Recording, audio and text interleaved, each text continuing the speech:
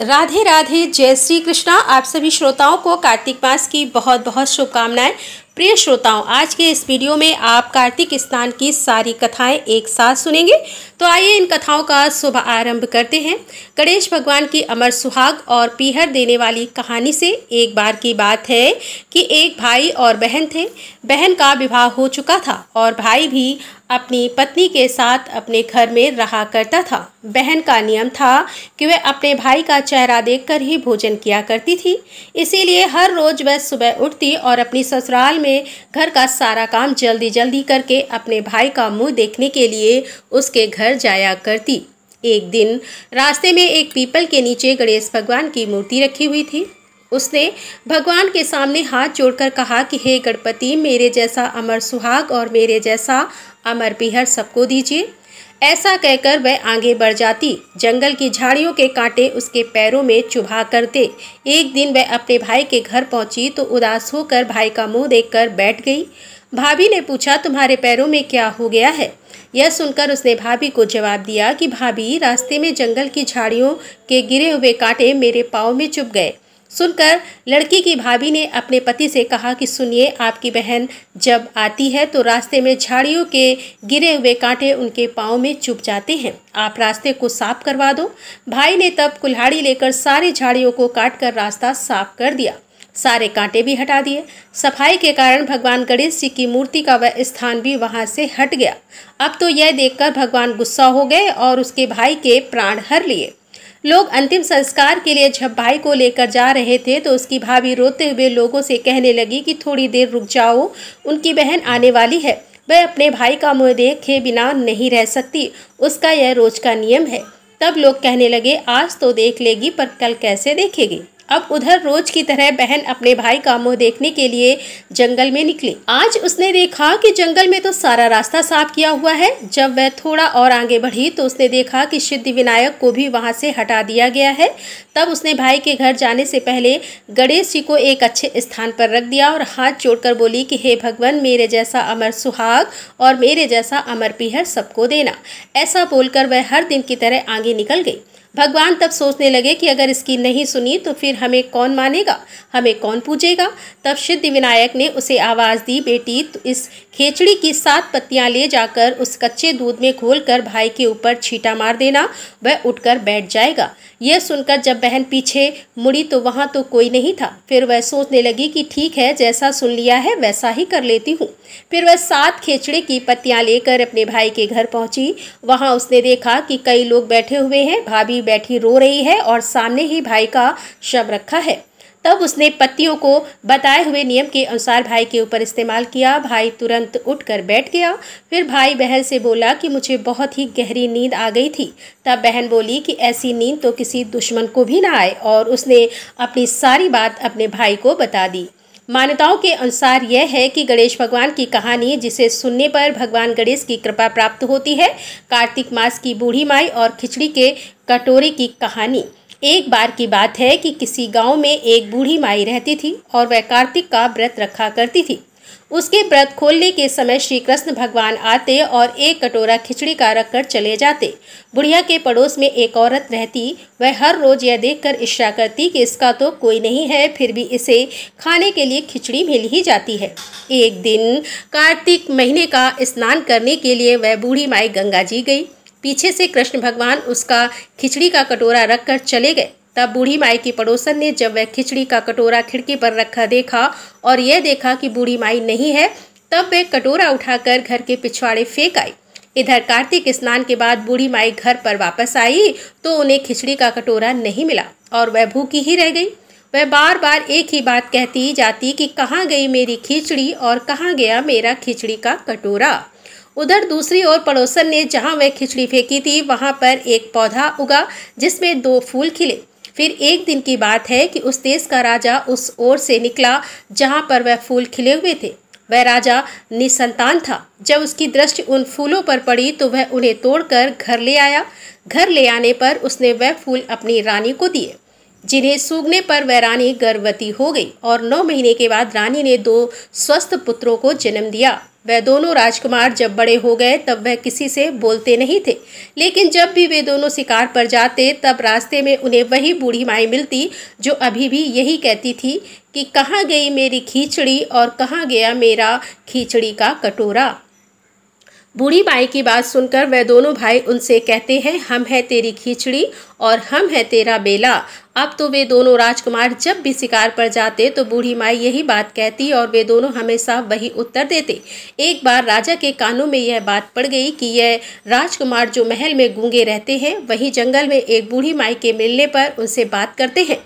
राजा को बड़ा आश्चर्य हुआ कि यह दोनों तो किसी से कभी बोलते नहीं हैं, तब वह बूढ़ी माई से कैसे बात कर लेते हैं। राजा ने बूढ़ी माई को राजमहल में बुलवाया और कहा कि हम में से तो यह किसी से नहीं बोलते और ना ही हमने आज तक इन्हें बोलते देखा है, लेकिन तुमसे यह कैसे बोलते हैं। तब बूढ़ी माई ने कहा कि महाराज, मुझे भी नहीं पता कि यह मुझसे कैसे बोल लेते हैं। मैं तो कार्तिक का व्रत करती थी और कृष्ण भगवान मुझे खिचड़ी का कटोरा भरकर दे जाते थे। एक दिन मैं स्नान करके वापस आई तो मुझे वह खिचड़ी नहीं मिली।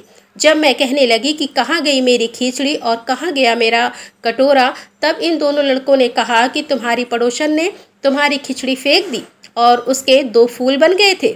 वह फूल राजा तोड़ कर ले गया, जिसे रानी ने सूंघा तो हम 2 लड़कों का जन्म हुआ और हमें भगवान ने तुम्हारे लिए ही भेजा है।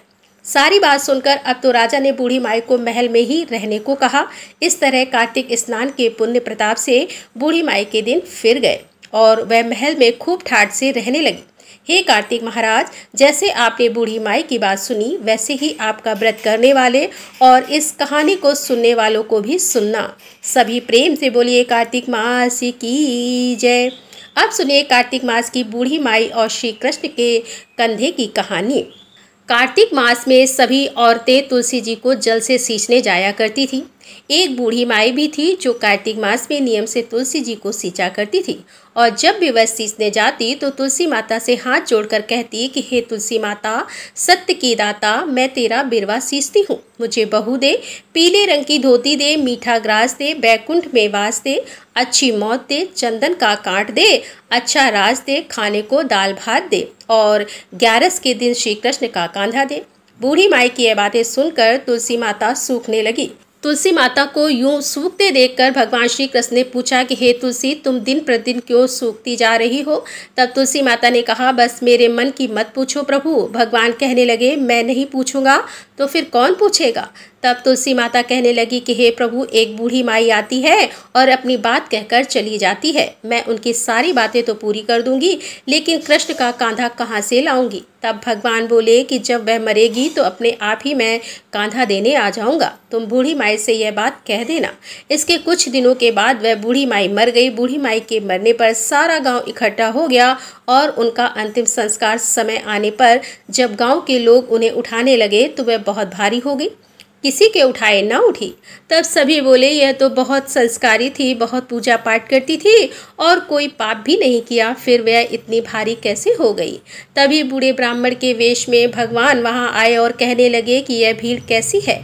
तब गांव के लोग बताने लगे कि एक बूढ़ी माई रहती थी, वह मर गई है और यह इतनी पापिन थी कि उसकी अर्थी नहीं उठ रही है, यह बहुत भारी हो गई है। वैसे तो अपने जीवन में इसने बहुत पूजा पाठ की है। तब भगवान बोले कि मुझे इसके कान में कुछ कह लेने दो, फिर यह उठ जाएगी। ऐसा कहकर भगवान ब्राह्मण के वेश में बूढ़ी माई के पास गए और उसके कान में कहा कि माई, तू अपने मन की कर ले, पीताम्बर की धोती ले, मीठा मीठा ग्रास ले, बैकुंठ में वास ले, चटक की चाल ले, चंदन का काट ले, झालर की झनकार ले, दाल भात का जीवन ले और ले श्री कृष्ण का कांधा भी ले। भगवान की यह बातें सुनकर बूढ़ी माई तो तुरंत हल्की हो गई और तब भगवान स्वयं उन्हें अपने कंधे पर लेकर गए। इस प्रकार बूढ़ी माई को मुक्ति मिल गई और वह बैकुंठ लोक चली गई। हे तुलसी माता, जैसे आपने उन बूढ़ी माई की मुक्ति की वैसे ही हम सबकी करना। जैसे भगवान ने उन्हें कांधा दिया वैसे भी हमें भी देना। सभी प्रेम से बोले तुलसी माता की जय, श्री कृष्ण भगवान की जय। कार्तिक मास की बूढ़ी माई, बहू और पुष्कर स्नान की कहानी।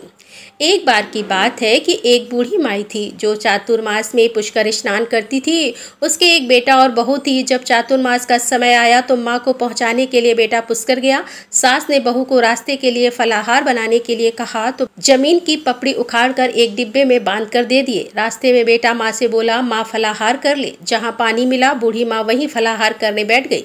अब जैसे ही बूढ़ी माँ ने पोटली खोली तो वो पापड़ी फलाहार बन गई। बूढ़ी माँ ने फलाहार कर लिया। तब पुष्कर में बेटा माँ के लिए झोपड़ी बनाकर सामान रखकर वापस अपने घर आ गया। रात के प्रथम प्रहर में श्रावण मास आया और बोला, बुढ़िया दरवाजा खोल।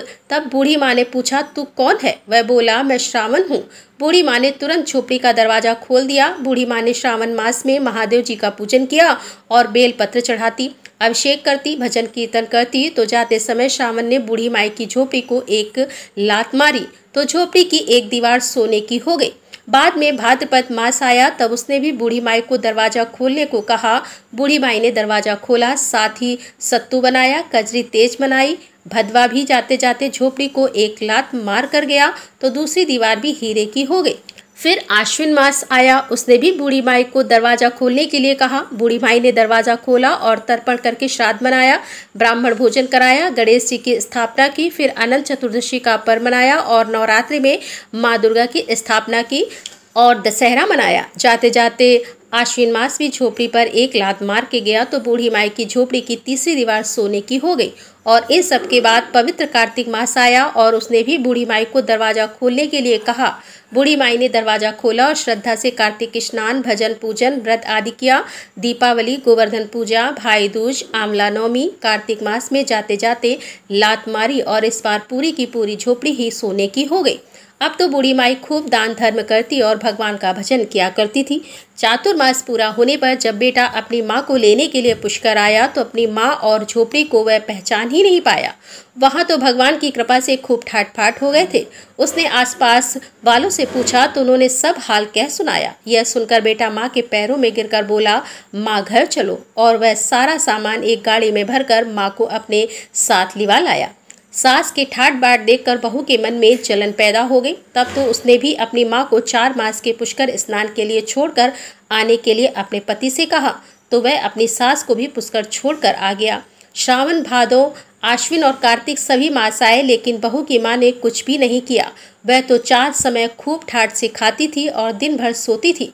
चातुर्मास ने जाते जाते झोपड़ी को एक लात मारी तो पूरी झोपड़ी गिर पड़ी और बहू की माँ को गधे की योनि में जाना पड़ा। 4 मास बाद जमाई जब अपनी सास को लेने पुष्कर गया तो उसे ना तो सास की दिखाई दी और ना ही झोपड़ी।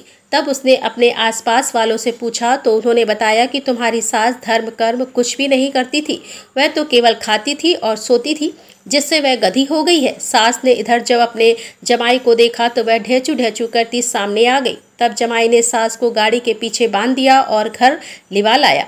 उसकी पत्नी ने जब पूछा कि मेरी माँ कहाँ है और यह गधे के पीछे क्यों बांध कर लाए हो, तब वह बोला कि तुम्हारी माँ तो गाड़ी के पीछे बंधी हुई है, जिसकी जैसी करनी तुमने तो मेरी माँ को फलाहार की जगह जमीन की पपड़ी उखाड़ कर दी थी और वह भी फलाहार बन गया। तब उसकी पत्नी बोली कि ब्राह्मण के पास चलकर पूछते हैं कि मेरी माँ मनुष्य योनि में वापस कैसे आएगी। तब वे दोनों पति और पत्नी ब्राह्मण के पास गए, सारा हाल कह सुनाया। ब्राह्मण देवता बोले कि तेरी सास जब स्नान करे तब उस पानी को लेकर तू अपनी माँ को उस पानी से स्नान करा देना, तब उसकी गधी की योनि से मुक्ति मिल जाएगी। तब बहू ने ऐसा ही किया और उसकी माँ मनुष्य योनि में हो गई। हे राधा दामोदर, भगवान जैसे आपने लड़के की माँ को सब कुछ दिया वैसे ही हम सबको भी देना। सभी प्रेम से बोलिए कार्तिक के स्नान की जय। अब सुनिए कार्तिक मास की ब्राह्मण दंपति और उनकी बहू और कार्तिक स्नान की कहानी। एक बार की बात है कि एक नगर में एक ब्राह्मण और ब्राह्मणी रहते थे। वे रोजाना 7 कोस दूर गंगा स्नान करने जाते थे। इतनी दूर आने जाने से ब्रह्माणी थक जाती थी। एक दिन ब्रह्माणी बोली, काश हमारे भी एक बेटा होता तो कितना अच्छा होता। बेटे की बहू आती और हमें घर वापस जाने पर बना हुआ भोजन मिलता और बहू घर का सारा काम भी कर देती। ब्राह्मणी की यह बात सुनकर ब्राह्मण देवता बोले, बात तो तुम सही कह रही हो, चलो आज मैं तुम्हारे लिए बहू ला ही देता हूँ। ब्राह्मणी बोली, वो कैसे भला? ब्राह्मण ने कहा कि तुम एक पोटली में आटा डालकर उसमें कुछ मोहरें रख देना। ब्राह्मण देवता के कहे अनुसार ब्राह्मणी ने पोटली बांध कर दे दी और पोटली लेकर ब्राह्मण देवता चले गए। वह अभी कुछ ही दूर पर गए थे कि उन्हें नदी के किनारे बहुत ही सुंदर लड़कियां खेलते हुए दिखाई दी। वे रेत में घर बनाकर खेल रही थी और बार बार तोड़ रही थी। तब उनमें से एक लड़की कहने लगी कि मैं तो अपना घर नहीं तोड़ूंगी, मुझे तो रहने के लिए यह घर चाहिए। लड़की की बात सुनकर ब्राह्मण देवता मन ही मन सोचने लगे कि बहू बनाने के लिए तो यही लड़की सही रहेगी।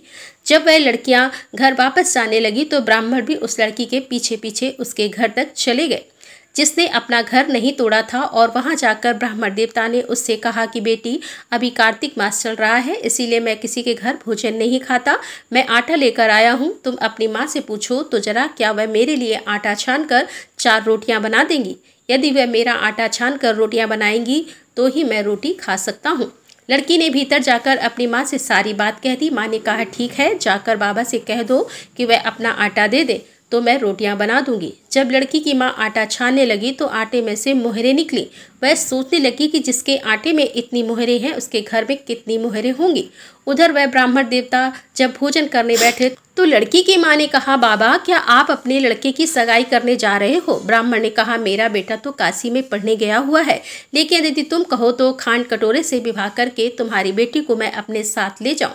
लड़की की माँ बोली, ठीक है बाबा, और फिर खांड कटोरे से अपनी लड़की का विवाह करके उसे ब्राह्मण देवता के साथ उसने भेज दिया। अब ब्राह्मण ने घर आकर कहा, रामू की माँ, दरवाजा खोलो, देखो तो मैं तुम्हारे लिए बहू लेकर आया हूँ। ब्राह्मणी बोली, पूरी दुनिया तो ताने मारती ही थी, अब आप भी मारने लगे हैं। अरे हमारे तो कोई बेटा ही नहीं है, तो भला बहू कहाँ से आएगी? ब्राह्मण ने कहा, अरे भाग्यवान, दरवाजा खोल कर देख लो सही। जब ब्राह्मणी ने दरवाजा खोला तो सामने बहू को खड़ी देखा।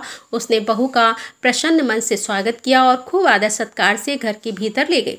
अब ब्राह्मण और ब्राह्मणी स्नान करके जाते तो बहू पीछे घर का सारा काम करके भोजन बनाकर तैयार रखती।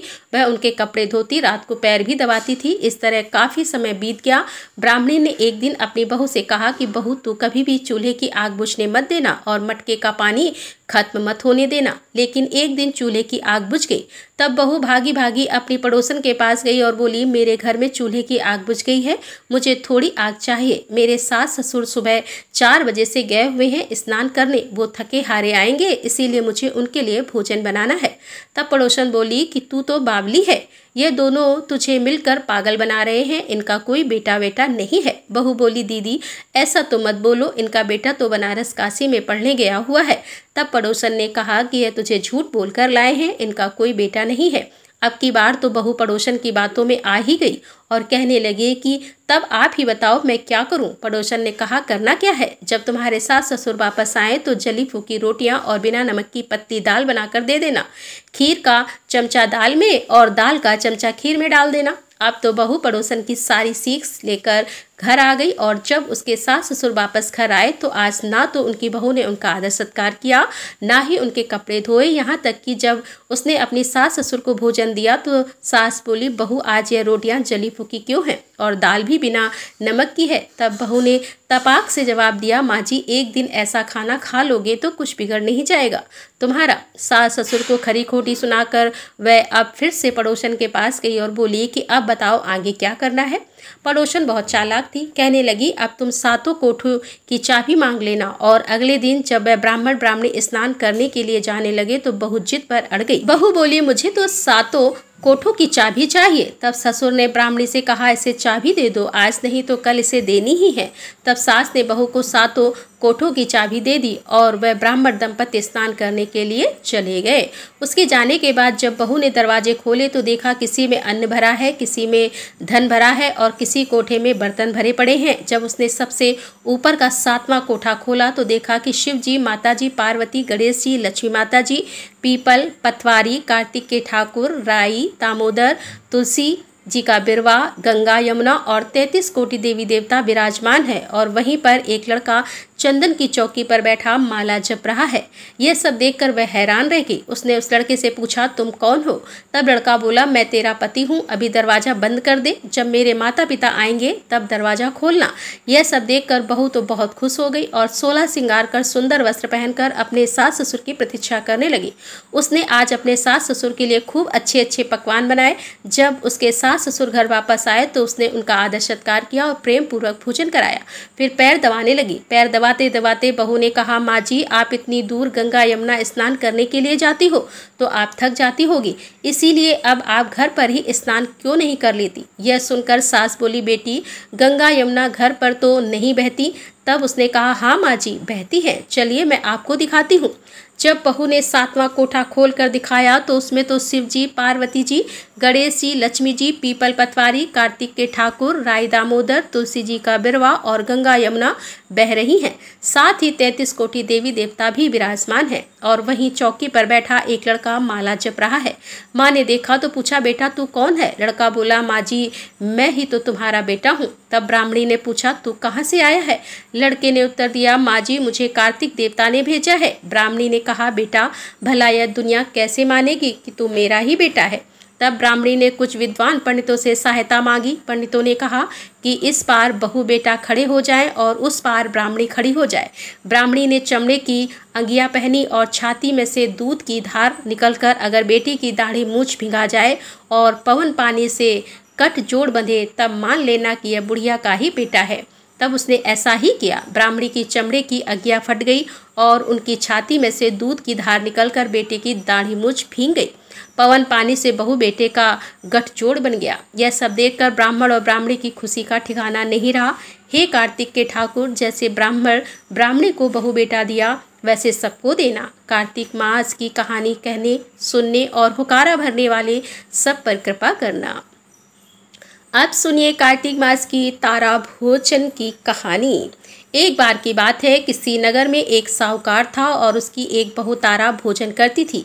एक दिन उसने अपनी सास को कहानी सुनाने को कहा तो सास ने मना कर दिया और बोली कि मुझे अभी अपनी पूजा करनी है। उसने फिर अपनी जेठानी से कहा कि दीदी आप मेरी कहानी सुन लो। उसने भी मना करते हुए कहा कि मुझे तो अभी भोजन बनाना है। फिर उसने अपनी देवरानी से कहानी सुनने को कहा। उसने भी बहाना बना दिया कि मुझे बच्चों को देखना है। तब उसने फिर अपनी ननद को कहानी सुनने के लिए कहा। उसने भी मना कर दिया, बोले कि मेरी ससुराल से मेरा बुलावा आ गया है और मुझे जाने की तैयारियां करनी है। अब वह राजा के पास भी गई, बोली कि महाराज आप ही मेरी कहानी सुन लो। तो राजा ने कहा, मुझे तो व्यापार देखना है, कहानी सुनने का समय नहीं है मेरे पास। अब तो वह अपनी पड़ोसन के पास गई और जाकर उससे बोली कि आप ही मेरी कहानी सुन लो। पड़ोसन कहानी सुनने के लिए तैयार हो गई। तब उसने कहानी कही। पड़ोसन ने खूब ध्यान से कहानी सुनी और हुकारा भरा। इस तरह पूरा कार्तिक मास बीत गया और फिर भगवान विमान लेकर आए। जब बहू विमान में बैठकर जाने लगी तो सास दौड़ी दौड़ी आई और बोली, मैं भी तेरे साथ चलूंगी। तो वह बोली, माँ जी आप अपनी पूजा पाठ करो। जेठानी आई तो बोली, मुझको भी लेकर चलो। बहू बोली, आपको तो भोजन बनाना है, आप जाकर भोजन बनाओ। देवरानी दौड़ी दौड़ी आई, बोली, मैं चलूं? बहू बोली, नहीं, आपको तो अपने बच्चों की देखभाल करनी है, तुम भला कैसे चलोगी? ननद आई, बोली, भाभी मैं चलूं? उसने कहा, दीदी आपको तो ससुराल जाने की तैयारी करनी है। अब दौड़े दौड़े राजा भी आए, बोले, मैं चलूं? वह बोली, नहीं, आपको तो कारोबार संभालना है, आपके पास तो समय ही नहीं है चलने का, आप भला कैसे चलोगे? पड़ोसन ने सुना तो वह भी आई, बोली, बहन मैं चलूं? तब वह बोली, हाँ बहन तुम चलो मेरे साथ, क्योंकि तुमने पूरा कार्तिक मेरी कहानी सुनी है। तब वे दोनों विमान में बैठकर स्वर्ग को जाने लगी। रास्ते में बहू को अभिमान हो गया कि मैंने कहानी कही, व्रत किया, लेकिन पड़ोसन ने तो केवल कहानी सुनी, मेरे कारण इसे स्वर्ग मिला। इधर उसके मन में अभिमान हुआ और उधर भगवान के दूतों ने उसे बीच रास्ते में ही छोड़ दिया। और जब वे पड़ोसन को लेकर स्वर्ग लोक पहुँचे तो भगवान बोले कि क्या इसी ने तारा भोजन किया है? तब भगवान के दूतों ने बताया कि नहीं प्रभु, इसने तो केवल कहानी सुनकर हुकारा भरा था, लेकिन जिसने तारा भोजन करके व्रत की कहानी कही थी उसे तो अभिमान हो गया था, इसीलिए हम उसे बीच रास्ते में ही छोड़ आए हैं। भगवान बोले कि नहीं, उसे वापस लेकर आओ। तब जब वे बहू को वापस लेकर आए तब बहू ने 7 बार क्षमा याचना की और इस प्रकार भगवान ने उसे क्षमा कर दिया और स्वर्गलोक में स्थान दे दिया। इस कहानी को कहने, सुनने और हुकारा भरने के बाद कहना चाहिए कि हे कार्तिक के ठाकुर राय दामोदर, जैसे आपने बहू और उसकी पड़ोसन को स्वर्ग दिया, वैसे ही हम सबको भी देना। सभी प्रेम से बोलिए कार्तिक मास की जय। अब सुनिए कार्तिक मास में सुनी जाने वाली कीड़ी नगरी की कहानी। एक गांव में एक बुढ़िया माई रहती थी। उसके 2 बेटे तथा बहू थी। बूढ़ी माई भगवान श्री हरि विष्णु की परम भक्त थी। अपना जीवन दान धर्म पुण्य कर्म में लगाती थी, परंतु बुढ़िया माई कभी भी मंदिर और सत्संग में या तीर्थ स्थान पर नहीं जाती थी। एक बार गांव में भागवत कथा हो रही थी। बेटे ने कहा, माँ आप सारा दिन घर में रहती हैं, आप मंदिर में भागवत कथा सुनने क्यों नहीं जाती? बूढ़ी माई ने बेटे का मन रखने के लिए कह दिया कि आज जाऊंगी, परंतु नहीं गई। ऐसा करते करते 6 दिन निकल गए। बूढ़ी माई के बेटे ने कहा, माँ आज अंतिम दिन है, आज तो कथा सुनने आपको जाना ही पड़ेगा। सारा दिन घर का काम करके बूढ़ी माई ने जाते जाते इतनी देर कर दी कि अंतिम दिन की भागवत कथा भी समाप्त हो गई। भगवान श्री हरि विष्णु सन्यासी का रूप धारण करके बूढ़ी माई के पास आए और बोले, बूढ़ी माई तुम कहाँ जा रही हो? बुढ़िया माई ने कहा, मैं भागवत कथा सुनने जा रही हूँ। तब सन्यासी रूपधारी भगवान श्री हरि विष्णु ने कहा कि अब इतनी देर से क्यों जा रही हो? वहाँ तो अब कथा समाप्त हो गई है, अब वहाँ जाकर क्या करोगी? तब बूढ़ी माई ने कहा, अब घर से निकली हूँ तो जाकर ही जाऊंगी। तब सन्यासी रूपधारी भगवान श्री हरि विष्णु ने कहा कि अब कथा समाप्त हो गई है, भक्त लोग भी अपने अपने घर चले गए हैं, अब तुम वहाँ से क्या लाओगी? तो बूढ़ी माई बोली, कुछ नहीं तो मैं वहाँ से एक ईंट ही उठा लाऊंगी। तो सन्यासी रूपधारी भगवान श्री हरि विष्णु बोले, तुम वहाँ से मिट्टी की ईंट लाओगी, उसके बदले में तुम्हें एक सोने की ईंट दे देता हूँ। बूढ़ी माई ने ईंट ले ली और घर की तरफ चल पड़ी और विचार करने लगी कि यदि यह ईंट मैं लेकर जाऊंगी तो बेटे बहुत झगड़ने लगेंगे। इसीलिए घर के आंगन में ही बाहर बूढ़ी माई ने वह ईंट जमीन में गाड़ दी। परंतु अब बूढ़ी माई का ध्यान उस ईंट पर ही रहने लगा। खाने पीने घर के काम करने में सदैव बूढ़ी माई अपना ध्यान सोने की ईंट पर ही लगाए रहती थी। बेटे बहू ने पूछा, माँ पूरे दिन घर के आंगन में क्या करती रहती हो? तो बूढ़ी माई ने कहा, मैं तो आने जाने वालों को देखती रहती हूँ। और एक दिन बूढ़ी माई मर गई। यमराज के दूत बूढ़ी माई को लेने आए और बूढ़ी माई को लेकर धर्मराज जी के पास पहुँचे और धर्मराज को सारी बात बतलाई। धर्मराज जी ने बूढ़ी माई को कुतिया की योनि दे दी। अब बूढ़ी माई उसी पेड़ के नीचे बैठी रहती। बूढ़ी माई की बहू ने कहा, इस कुतिया को यहाँ से भगाओ, नहीं तो यह बच्चों को काट खाएगी। तो उसके बेटे ने उसकी पीठ पर एक लकड़ी मारी और बूढ़ी माई मर गई। फिर उसे सांप की योनि मिली। आंगन में सांप को देखकर बेटे बहू ने किसी को काट ना जाए इसी डर से मार दिया। फिर बूढ़ी माई मरकर धर्मराज जी के पास पहुंची। बूढ़ी माई कीड़ी का रूप धारण करके जब उस आंगन में कीड़ी नगरा बना लिया, आंगन में कीड़ी नगरा खो गया। घर वाले बहुत परेशान हुए, घर वाले भोजन भी नहीं बना पा रहे थे। फिर मन ही मन भगवान का ध्यान करने लगे। तब भगवान श्री हरि विष्णु सन्यासी का रूप धारण करके आए और बोले कि कुछ खाने को दे दो। तो घर वालों ने कहा, महाराज हमारे खाने को तो कुछ भी नहीं बनाया, क्योंकि हमारे घर में कीड़ी नगरा हो गया है, आप ही इसका कोई उपाय बताइए। तब महाराज जी ने आंगन में खोदा और सोने की 2 ईंट निकाली और दोनों बेटों को दे दी और कहा, तुम्हारी माँ के नाम से दान पुण्य करना, धर्मशाला बनवाना, स्कूल बनवाना, प्याऊ लगवाना, गौशाला में गाय के चारे खाने की व्यवस्था करना। परंतु दोनों बेटे तो आपस में झगड़ने लगे कि तू दान कर, तू दान कर। किसी ने बूढ़ी माई के नाम से कोई दान नहीं किया और कीड़ी नगरा वहां उसी स्वरूप में स्थापित रहा। कुछ दिन बाद सन्यासी वापस आए और बूढ़ी माई के बेटों ने भगवान स्वरूपधारी सन्यासी महाराज जी से कहा कि हमारे घर की हालत तो वैसी की वैसी है, कीड़े नगरा तो वैसे का वैसा ही है। तब साधु रूपधारी सन्यासी महाराज ने कहा, वह सोने की ईंट के टुकड़े लाओ और उन्हें बेचकर उनसे जो भी धन मिले उसे तुम्हारी माँ के नाम से दान पुण्य करो। इस कीड़ी नगरा पर शक्करा और आटा डालो। तुम ऐसा करोगे तो तुम्हारी माँ को मोक्ष की प्राप्ति होगी। और उनके घर से फिर इस प्रकार कीड़े नगरा चला गया। जो व्यक्ति सुबह आटा और शक्कर कीड़ी नगरी पर डालता है वह सदैव धनवान, पुत्र, संपन्न, सुख शांति से जीवन यापन करता है। उसके घर में कभी कोई कष्ट नहीं आता। उसका जीवन सदा सर्वदा आनंद से व्यतीत होता है। उसके परिवारजन उसे अत्यधिक स्नेह प्रदान करते हैं। कीड़ी नगरी प्रतिदिन सींचने से जुड़ी कहानी सुनने से, दान पुण्य व धर्म कार्यों में रुचि लगाने से जीवन उत्तम हो जाता है। तो प्रेम से बोलो विष्णु भगवान की जय। अब सुनिए कार्तिक मास की इल्ली और घुन की कहानी। एक बार एक इल्ली था और एक घुन था।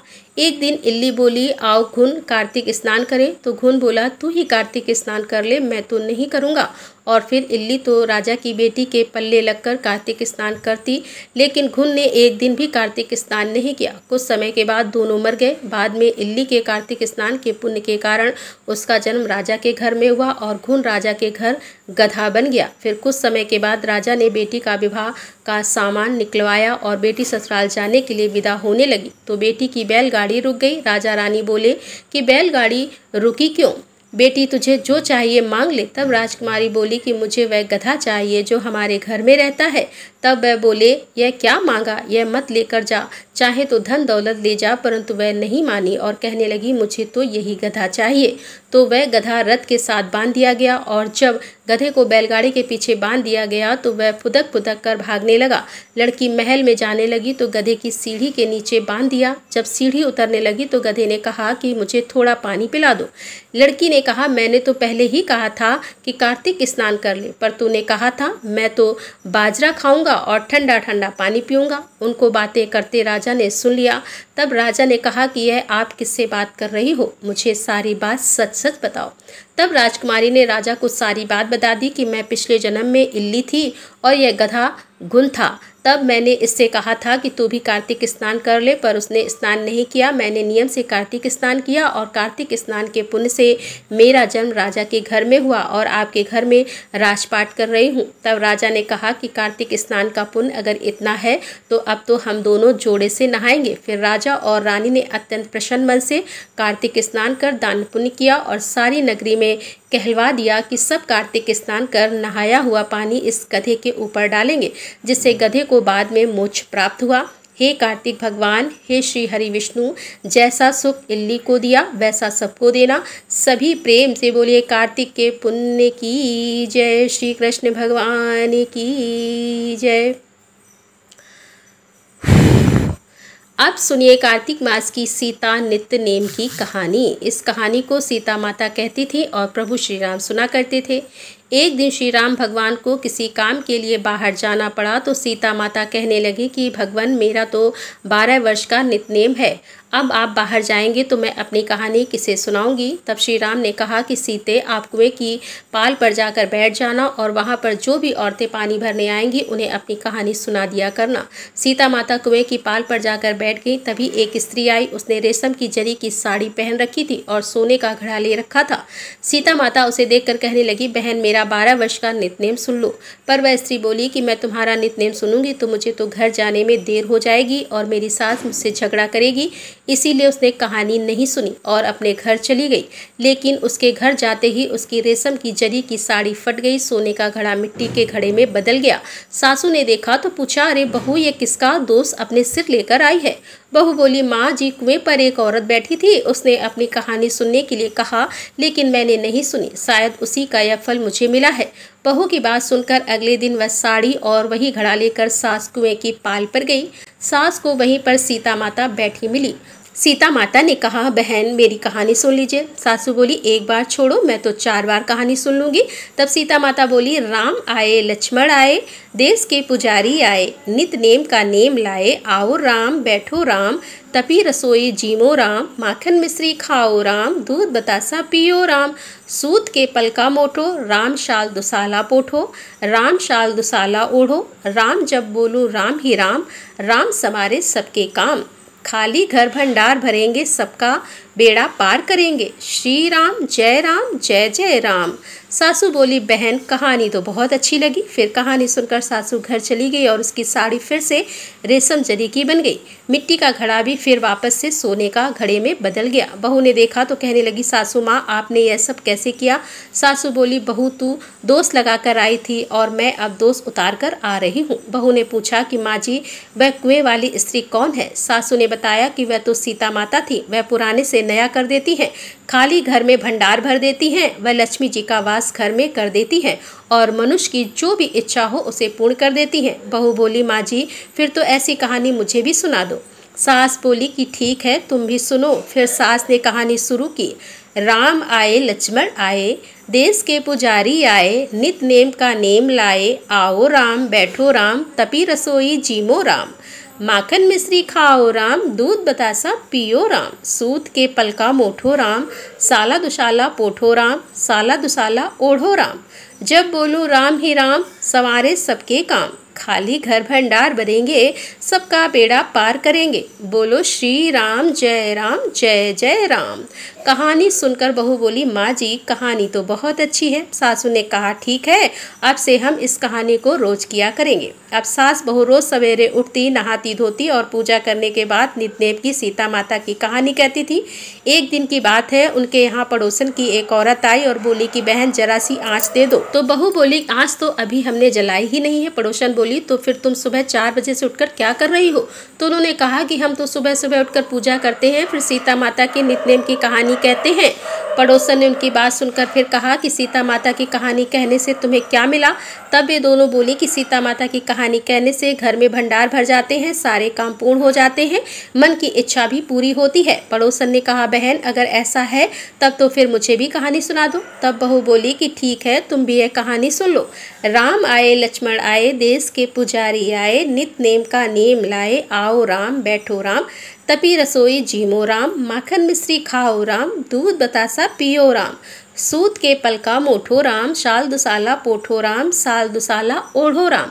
जब बोलो राम ही राम, राम संवारे सबके काम। खाली घर भंडार भरेंगे, सबका बेड़ा पार करेंगे। श्री राम जय जय राम। पड़ोसन ने कहा कि कहानी सुना तो कहने लगी, बहन कहानी तो बहुत अच्छी लगी।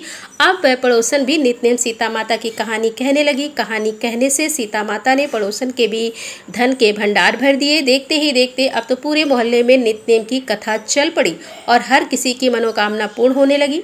हे सीता माता, जैसे आपने उन सभी के भंडार भरे, वैसे ही हमारे भी भरना। कहानी कहने वाले, सुनने वाले और हुकारा भरने वाले सबके भरना। सभी प्रेम से बोले सीता मैया की जय।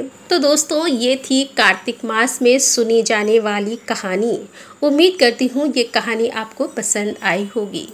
राधे राधे, जय श्री कृष्णा, हर हर महादेव, जय भोलेनाथ।